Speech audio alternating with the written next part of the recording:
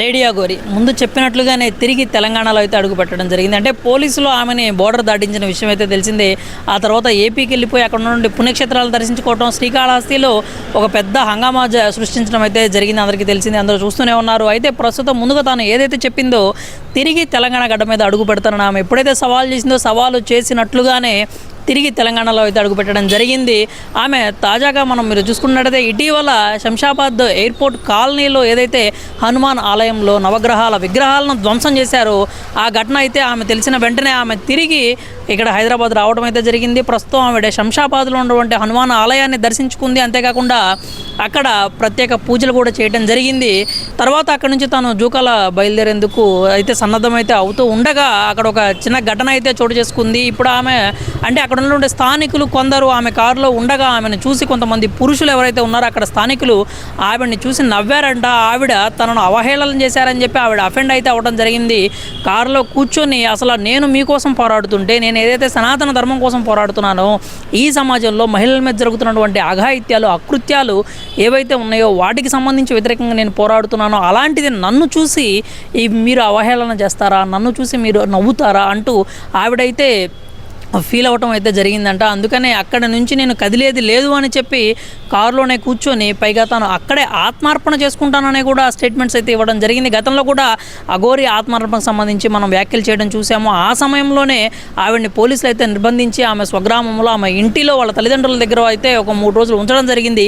ఆ తర్వాత అక్కడ నుంచి నేరుగా బోర్డర్ దాటించేసి మహారాష్ట్ర బోర్డర్ సమీపంలో అయితే ఆమెను వదిలిపెట్టడం జరిగింది. ఆ తర్వాత ఆవిడ అటు నుంచి ఏపీ వెళ్ళిన విషయం కూడా అందరికీ తెలిసిందే. ఇప్పుడు మళ్ళీ తెలంగాణకు తిరిగి వచ్చి హైదరాబాద్లో ఈ హనుమాన్ ఆలయం ఏదైతే అక్కడ నవగ్రహాల విగ్రహాలు ధ్వంసం జరిగిందో అక్కడికి వెళ్ళి ప్రత్యేక పూజలు చేయడమే కాకుండా అక్కడ స్థానికులు ఆమెను అవహేళన చేశారని చెప్పి ఆమె మనస్తాపానికి గురయ్యి ఇప్పుడు ఇక్కడే నేను ఆత్మార్పణ చేసుకుంటాను అంటూ ఆవిడ కారులో కూర్చోవడం అయితే జరిగింది. ఆమె కేవలం మాటలు మాత్రమే అనడం కాకుండా ఆమె దగ్గర ఉన్నటువంటి లైటర్ ఒకటి ఉంటే అది తీసుకొని ఆమె దగ్గర ఉన్నటువంటి అగరబత్తీలోకి తీసుకొని కొన్ని అగరబత్తీలను అయితే వెలిగించి తన పక్కన ఎప్పుడూ కూడా ఒక పెట్రోల్ క్యాన్ అయితే రెడీగా ఉంచుకుంటుంది. ఎందుకంటే ఆమె ఏ సమయంలో ఎంత దూరం వెళ్ళాలో తెలియదు కాబట్టి ఏదైతే ఆ సేఫ్ సైడ్ పెట్రోల్ క్యాన్ పెట్టుకుంటుందో గతంలో కూడా మనం చూసిన శ్రీకాళహస్తిలో అదే పెట్రోల్ క్యాన్ నిండా ఉన్నటువంటి పెట్రోల్ తీసుకొని తన ఒంటి మీద కారు మీద పోసుకోవడం జరిగింది. ఇప్పుడు అదే పెట్రోల్ క్యాన్ తన పక్కన పెట్టుకొని ఈ అగరబత్తీలను ఏదైతే ఉంటే వెలిగించి ఆ మంట కూడా పెట్రోల్ క్యాన్ దగ్గరకు పెట్టి నేను ఇక్కడే ఆత్మార్పణ చేసుకుంటానంటూ కూడా అందరినీ భయభ్రాంతులకు గురి చేయడం అయితే జరిగింది. ఆ 4 మిర్రర్స్ కూడా అంటే కారు మొత్తం కూడా లాక్ చేసుకొని ఆ అగరబత్తీలు వెలిగించుకొని ఎలా కూడా అంటే బయట గాలి లోపలికి కానీ లోపల గాలి బయటికి వచ్చే ప్రసక్తే లేకుండా అగరబత్తీలు కూడా అన్నీ వెలిగించుకొని ఆమె లోపలే కూర్చోవడం జరిగింది. తనను అవహేళన చేశారు అన్నటువంటి ఒక ఆరోపణ అయితే ఆవిడ చేస్తూ ఉంది. అక్కడ ఉన్నటువంటి స్థానికులు తనను చూసి నవ్వారు అని చెప్పి తనను అవహేళన చేశారు అని చెప్పి ఆమె అయితే చేస్తూ ఉంది. ఈ నేపథ్యంలోనే అక్కడే ఉండి నేను ఇక్కడే ఆత్మార్పణ చేసుకుంటాను అని చెప్పింది. అక్కడ ఉన్న స్థానికులు కూడా ఆవిడతో ముందుగా మాట్లాడే ప్రయత్నం అయితే చేశారు. ఏదైతే ఈమె ఇక్కడ ఈ ఎయిర్పోర్ట్ కాలనీలో హనుమాన్ ఆలయం దగ్గర కావచ్చు లేదంటే జూకాలలో కావచ్చు ఆత్మార్పణ చేసుకోవడానికి నేను సిద్ధంగా ఉన్నాను ఆవిడైతే చెప్పింది. అంతే తర్వాత మీడియాతో కూడా మాట్లాడడం జరిగింది. మీడియాతో మాట్లాడుతున్నప్పుడు కూడా ఆమె ఏమనిందంటే నేను కేదార్నాథ్లో ఉన్నటువంటి నా గురువు గారికి నేనైతే చెప్పడం జరిగింది, నేను ఆత్మార్పణ చేసుకోవడానికి సిద్ధంగా ఉన్నాను, నేను ఏ క్షణమైన ఆత్మార్పణ చేసుకుంటాను, అందుకు నేను సిద్ధంగానే ఉన్నాను, సనాతన ధర్మాన్ని కాపాడటానికి నా ప్రాణత్యాగం చేయడానికైనా కానీ నేను వెనకాడినంటూ మరోసారి స్పష్టం చేశారు. మరోసారి స్పష్టం చేయడం మాత్రమే కాకుండా తన గురువు గారికి ఆత్మార్పణకు సంబంధించినటువంటి అంటే రిక్వెస్ట్ కూడా పెట్టుకున్నాను నేను. ఆయన ఎప్పుడైతే ఆర్డర్ ఇస్తారో సరే నువ్వు ఆత్మార్పణ చేసుకో అని చెప్పి ఆయన ఆర్డర్ కనుక ఇచ్చిన వెంటనే నేను ఎక్కడ ఉంటే అక్కడ ఆత్మార్పణ చేసుకుంటాను అని చెప్పి ఆవిడైతే వ్యాఖ్యలు చేయడం జరిగింది. అంతేకాకుండా ప్రస్తుతం ఆమె ఏంటంటే ఆమెను చూసి నవ్వారు అని చెప్పి ఆవిడ ఇప్పుడు అక్కడ కూర్చొని అంటే అక్కడ నుంచి అంటే ముందు హనుమాన్ ఆలయంలో ఏదైతే పూజలు చేసుకొని వచ్చి కారులో ఎక్కితే పోలీసులు కూడా ఆమె అక్కడి నుంచి వెళ్ళిపోతుంది అనుకున్నారట. కానీ కారును మాత్రం రోడ్ సైడ్ పక్కకు పెట్టేసి అక్కడే ఉండి ఆవిడ ఇలాగ అగరబత్తీలు వెలిగించుకొని లాక్ చేసుకొని కారు కూర్చోవడం అయితే జరిగింది.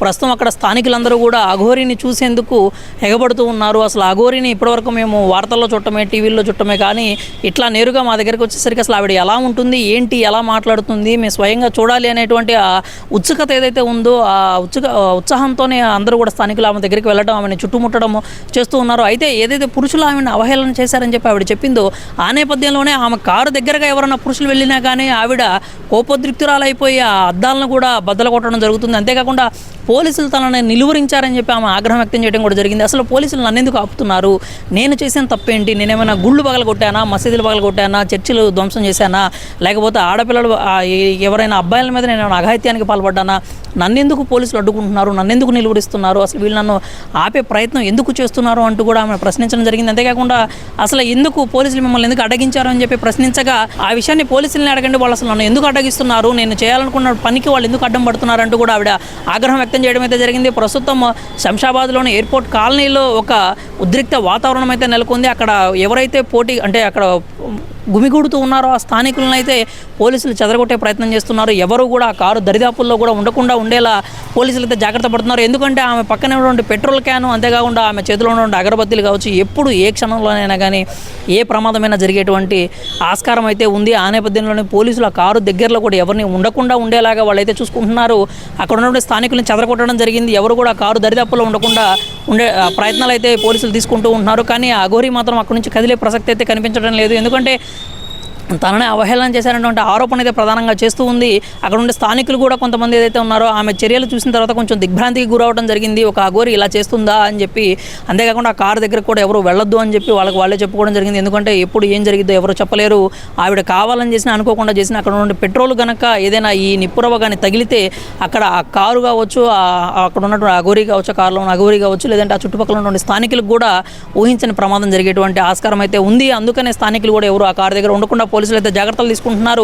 అక్కడ నుంచి ఆవిడ జూకాల వెళ్తానని చెప్పింది. మరి అక్కడికి వెళ్తుందా, లేకపోతే ఇక్కడే ఉండి సాయంత్రం అంటే ఇక్కడే ఉండి ఆమె నిరసన అనేది తెలియజేయడం జరుగుతుందా, లేదంటే పోలీసులు ఆమెను అక్కడ నుంచి అంటే గతంలో అయితే జస్ట్ నిర్బంధించారు, ఈసారి ఏమన్నా ఆమెను అదుపులోకి తీసుకోవడం లేదంటే అరెస్ట్ చేయడం లాంటివి ఏమైనా చేస్తారా, మరోసారి బోర్డర్ దాటించే ప్రయత్నం చేస్తారా అనే విషయాలు అయితే తెలియాల్సిందే. ప్రస్తుతం మాత్రం శంషాబాద్ ఎయిర్పోర్ట్ కాలనీలో అయితే హై టెన్షన్ వాతావరణం నెలకొని ఉంది. అఘోరి చేసిన పనికి అక్కడ ఉన్నటువంటి స్థానికులందరూ కూడా దిగ్భ్రాంతికి గురవడం జరిగింది.